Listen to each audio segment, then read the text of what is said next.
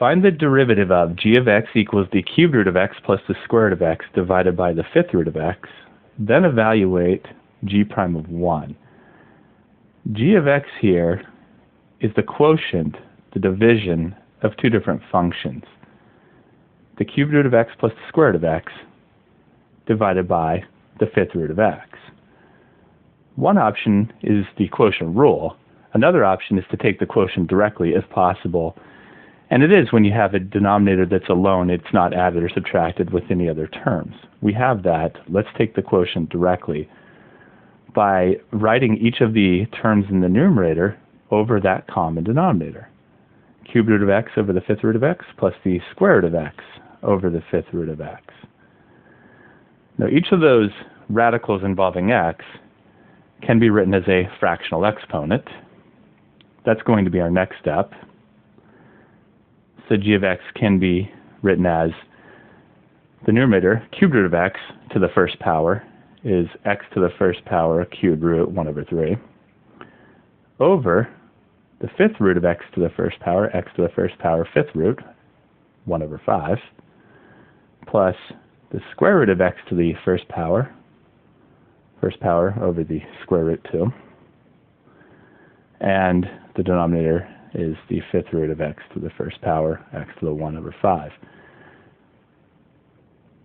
The x in the numerator and the x in the denominator can be combined. Because it's division, it'll be subtraction of exponents, so we can now write this as x to the 1/3 minus 1/5 plus x to the 1/2 minus 1/5. And we can combine those fractions together through a common denominator. So g of x is equal to x to the 1/3, we will multiply by 5 over 5, 5 over 15, minus 1/5, we'll multiply by 3 over 3, 3 over 15, plus x raised to the common denominator, 2 times 5. We'll need to multiply that first one by 5 over 5 to give us 5 over 10, minus multiply the second one by 2 over 2 to give us 2 over 10. We can now combine these exponents by subtraction. 5 over 15 minus 3 over 15 is 2 over 15. And 5 over 10 minus 2 over 10 is 3 over 10. At this point, we can take the derivative, and it'll just be a power rule for each of these. So g prime of x will be, the first one, bring down the power, and subtract 1 from it. So that'll be minus a 15 over a 15. The second one, bring the power down, and subtract 1 from it, and that'll be minus 10 over 10.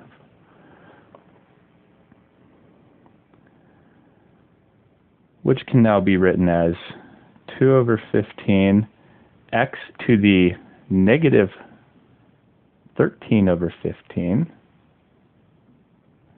2 minus 15 is negative 13. And then 3 over 10 x to the negative 7 over 10. 3 minus 10 is negative 7.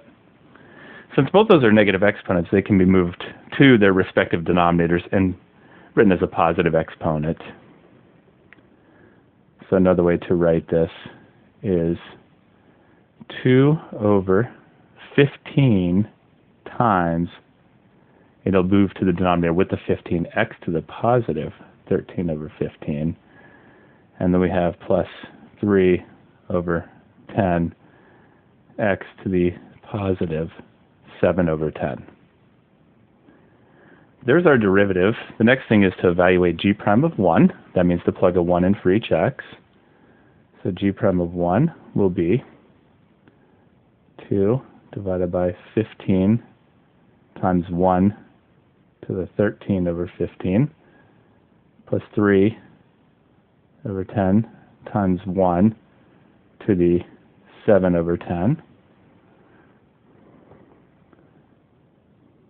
1 raised to any power is just a 1, even if you have a weird fraction power like that. So it'll be 2 over 15 times 1 plus 3 over 10 times 1. So we have 2 over 15 and a 3 over a 10. We will want to combine these together over a common denominator. 15 and 10 both divide into 30, so I'll need to multiply that first one by 2 over 2 to give us 4 over 30, and that second one by 3 over 3 to give us 9 over 30. And 4 over 30 plus 9 over 30 will give us 13 over 30.